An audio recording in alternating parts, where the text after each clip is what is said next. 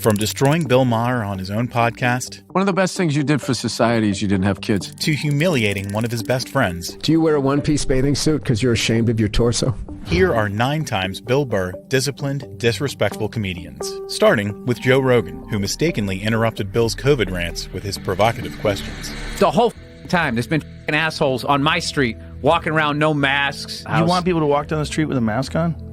Let's not start this, Joe. Do you, though? Let's not start this. Okay. Let's start it. But Bill instantly shut down any counters on his take. I don't want to start this bullshit. I'm not going to sit here with no medical degree, listening to you with no medical degree, with an American flag behind you, smoking a cigar, acting like we know what's up, better than the CDC. While he was exemplifying his point even further, Bill sneaked a brutal jab in. Oh, God, you're so tough with your open nose and throat. Gee, Joe, and your 5 o'clock shadow. This is a man right here. A man doesn't wear a mask. But when Joe contradicted himself about the pandemic... And then I was convinced that I had it. At one point in time, I was like, God, I do feel like I'm breathing heavy. Bill schooled Rogan the only way he knows how. Now who's the about it? I got over it. Guy had a panic attack sitting on 12 elk. You had a panic attack in the sauna. And then you felt bad about yourself, and then you attacked people with masks. And just like how Bill went all out on Joe, Lee DeLaria got the same treatment on Conan when she needed Bill, of all people, to show off her tattoos. That's all my ink. I have this mic on, so... Yeah, that's all right. Be a gentleman and help me out with my point. Seriously. But little did Lee know that Bill wouldn't let that remark slide without a brutal comeback. Hey, Conan, can you believe that marriage didn't work out? Yeah, I can't believe your relationships don't work out. Bill loves holding comedians like Lee accountable, just like he did with Kevin Hart on his podcast, who seemed to have forgotten his old friends. Today's guest is a true friend, a real brother. Ladies and You've gentlemen, called me since 2003. And Bill's hilarious call-out wouldn't stop there. This is what's mind-blowing that people are going to love. Bill Burr. You have your own name on your sweatshirt?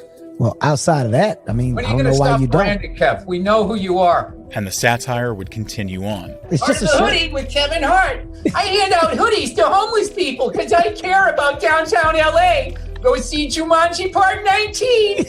Later in the podcast, when Kevin thought he was clear from the line of fire, Bill cut him down to size one last time. Bill is a married man. He's a father now. Congrats on that, Bill, by the way. I got 2 kids. I had another one. I was going to call you, but I knew you wouldn't return the call. No.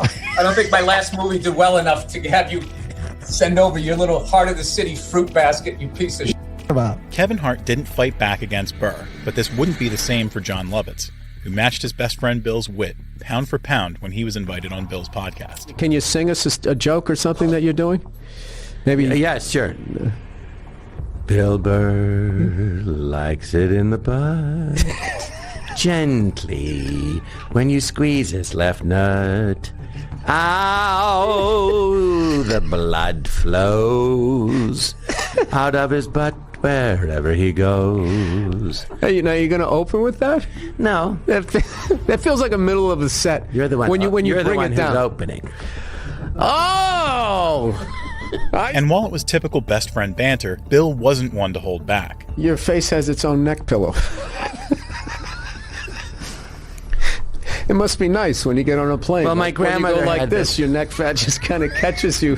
And it wouldn't take long for the 2 old friends to start a brutal back and forth. Dad's a dentist. Did he forget to teach you how to floss?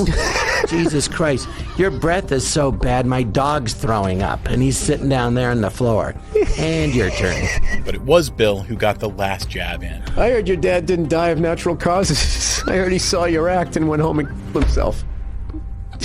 So you wouldn't have to see the second show. And while this friendly back and forth would keep going, Bill suddenly decided to dig a little too deep. And now you're sitting there acting like you're better than me. You're not. You're not. I am. Hey, ball don't lie. The ball don't lie. Bill takes all jokes on him in stride, but he got infinitely more serious when he got invited to review a first-time comedian who wasn't doing too well on Kill Tony. It's just part of the joke. If you could, stand up and salute me real quick. Just do it. Okay. Oh, thanks so much. That was really nice of him. It's also why I think Donald Trump might become president. But despite the contestant bombing, Bill was 100% on his side. That was an interesting way to get to that Trump thing. You made Pat do that whole thing. Yeah, I know. How did? Yeah, but didn't you kind of f him with the music on the way up? You know, yeah, like he's gonna suck. It's just you put it in everybody's mood. It's like, can you give him a chance? That doesn't happen to any. We've had this. He f***ed you before you got up here, man. You get a mulligan on that one. Unfortunately for the contestant, he would continue to be the judge's butt of the joke. Well, you did 47 seconds, but with the laughs, it was 47 seconds. Oh, thanks. Now that bit, what if Pat wasn't there? What would you have? You wouldn't have done that bit, right? So you just kind of just did a throwaway? But Bill had had enough and decided to cheer up the contestant while humiliating the entire judging panel. No, he would have picked one guy. He would have done that. We were on him. He thought it would work. It didn't work. Yeah. This is fucking brutal. Is this going to be an hour of this? I don't want to do this to people. Horrible. Nobody can be funny in a minute. It's stupid. Oh no! It's happened. 2 seconds. And when one of the guests tried to shut Bill up, Bill, you're getting a little cranky. Go count your money, will you? he had some very choice words for the lot of them. I'm not getting cranky. I'm sticking up for him. You guys are throwing him under the Your voice to He me. threw himself under the bus. And when Tony, the show's host, tried to take Bill's words in the wrong direction, Bill put him right back in his place. Jesse, you did so bad. One of our guests is about to quit. I don't know what else to tell you. Oh, if there's a negative lining, Tony will find it. There it is, right between the ray of sunshine. There's that little nugget of negativity. You smarmy. Jesus Christ. This didn't feel like Bill's usual friendly banter, but nobody brings that out better than Bobby Lee, especially when he invited Bill on his podcast in 2021. Right, but Bill, bro, listen, dude. Don't bro, dude. Me. No, I'm gonna bro do you, dude. I'll tell you why, dude. Am I bowing to you? No. I don't want you to talk bow to me in bro white speak. Listen, bro, dude. What are you fucking doing here? Bill instantly started feeding off Bobby's awkward energy in the funniest way possible. You feel relaxed? Yeah, I'm fine. I don't know what you're just projecting all your uncomfortableness on me. I'm not doing anything. You are extra squirrely, like squirmy. I know. Later, during the podcast, when Bobby thought he was finally safe, Bill gave him a hilarious reality check again. Like, because Bill, my feet are. Look at this. It's bleeding right here. Oh. Anyway. It's only because you don't take care of yourself. I don't. Yeah, and then I'm supposed to sit here as an adult. Be upset when they have all cures for all your ails. I know. Same thing with your car. You could get that thing fixed. The whole thing is not worth it. No, it's not. That's not why I'm not worth it. Bill. One person Bobby shares a lot with is Theo Vaughn, who also got under Bill's skin with his nervousness and bizarre questions, which started when Bill was discussing an old show that Theo wasn't interested in talking about. Remember that on Mary Tyler Moore show? She'd have a rough day and she'd come in. And I don't remember the whole show. I can explain it to you. Yeah. I can explain it to you. I don't know what that is. All right. No, I believe it. I don't know. And the second I started to explain, I don't know the whole show. All right, fine, I get it. And in his typical manner, Bill expressed his disagreements on the spot. It's that comic ADD. I don't want to. I'm not into it. I don't want to hear it. I got it. Your show. Go ahead. Continue. I remember. All right, let's talk about old shows then. We don't have to. It was so funny how you bailed twice on that. You Patty Duke. What about that? You made me feel like an asshole. Like that was the 15th time I brought it up. But the most awkward moment of the show came when Theo asked Bill a completely random question regarding his flying habits. Do you keep a weapon on yours or no? On what? In your. I don't know if you have a helicopter or if you rent a helicopter. Do I really have to answer that? He knows goddamn well I don't have a weapon. Why are you doing this? You don't? You wouldn't have a gun? I don't think it's obtuse really to think you might have a weapon in there with you. Think about it. Yeah, think about it. Okay, all right. You think about it. And Bill made sure to make Theo regret ever asking it. It's a ridiculous question. I thought it would be. You're bringing Uzi up there when you fly? Fly is a hobby. While Bill later tried his best to be friendly to Theo, the same can't be said for Bill's relationship with Sarah Silverman, who made him uncomfortable on her show. We fight often. Because I go on stage and then you try to correct my jokes. I don't try to correct your jokes. You're like, sometimes. but what if you said if the woman did this because of this? That was one time, and I admit I was being aggressive. But things became a whole lot more uncomfortable when Sarah started making absurd claims. Saying that, I think that you love me. Because every time we fight, as I'm driving home, I get a text from you that says, I love you, right? And I go, yeah, I love you too. That isn't me. Sarah doubled down on her claims, but Bill clearly wasn't going to have it. I do like you, and I always feel like you're frustrated with me. I love you. Look at my posture right now. I'm like, I'm as far over into this chair as I can possibly be. I just feel like kind of came here to hang out and have a good time. And he started taking her to the cleaners. Like that intro was just like, yeah. It was I thought you'd like that. I hate this guy. He's a douchebag, but he came down here. I mean, that's how I heard it. But Sarah Silverman wasn't the only one who suffered Bill's sarcasm, because Howie Mandel would be on the receiving end of that on his own podcast. But I've been very open about it. Mm-hmm. But this is that not why about you go me. on TV and judge other artists to make you feel like a big man? But Howie thought he could play the emotional game on the usually unemotional Burr. But you are always good. You'd never put me in anything. I know you direct and you write. You never call me. Well, you never you're put a me. lot.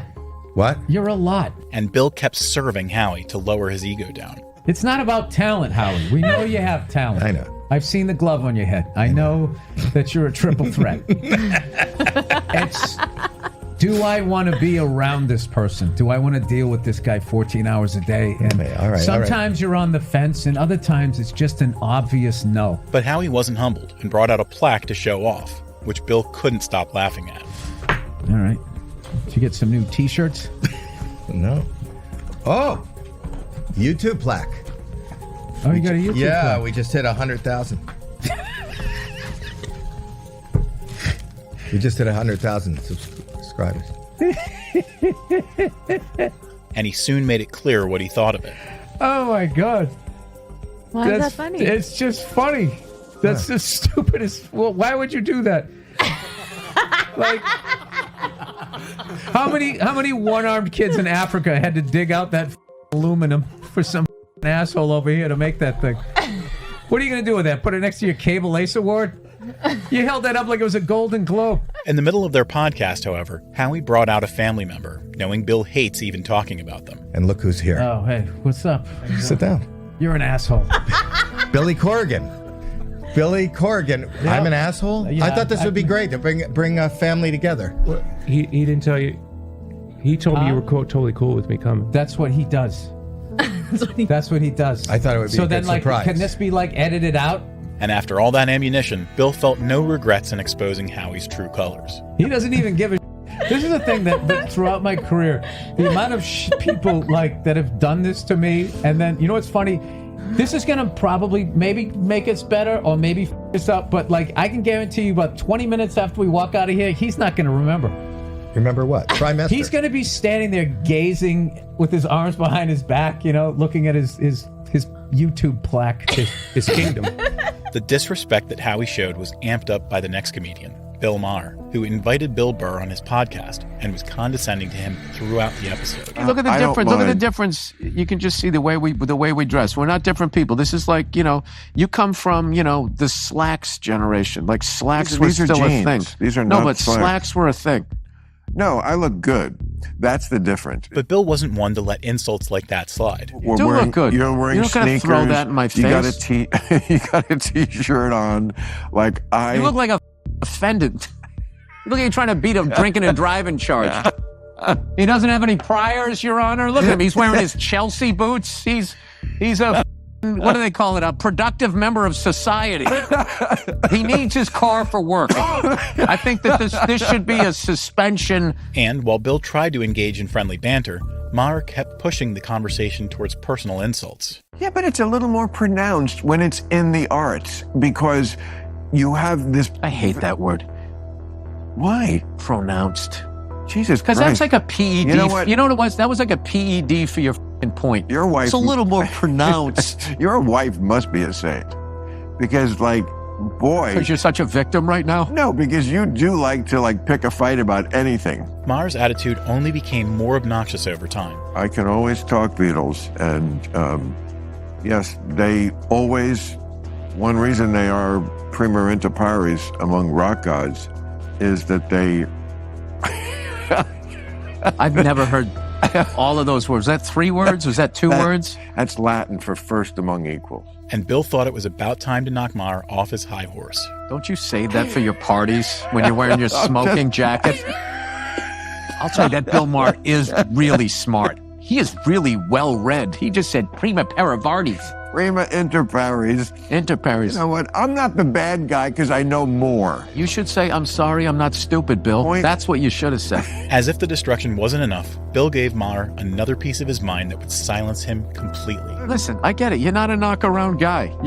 You looked up Latin words and you didn't hang out with the fellas, and they used to hang you by your underwear at the lockers. So now none of them are funny because this is your one thing. But I'm funny. They could never be as funny as me. Well, like there's so much about you that's funny that you're not even trying to be funny. Your whole outfit is hilarious. And even after that, when Maher started getting up to his old tricks. No, I said mainly I fly commercial. Well, you're an idiot. You shouldn't. Bill put the final nail in his coffin. One of the best things you did for society is you didn't have kids.